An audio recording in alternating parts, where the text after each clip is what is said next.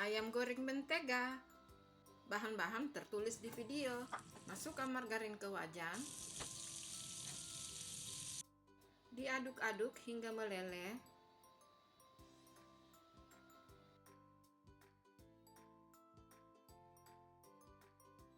Kemudian masukkan ayam satu persatu.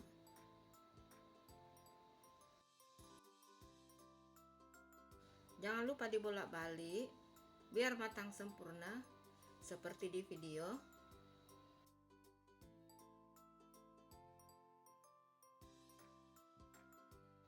Ayam gorengnya sudah matang. Masukkan bawang bombay, bawang merah, bawang putih. Aduk-aduk sampai tercampur, sampai bawangnya matang, sampai harum, wangi dari aroma bawangnya.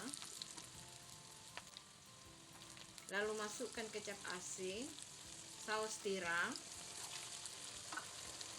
tambahkan saus sambal secukupnya. Aduk-aduk hingga tercampur rata. Kalau suka manis, tambahkan kecap manis secukupnya. Ini opsional, bisa tambahkan kecap manis, bisa juga tidak. Ayam goreng menteganya sudah matang. Dan ini dia, silakan mencoba resepnya, semoga bermanfaat.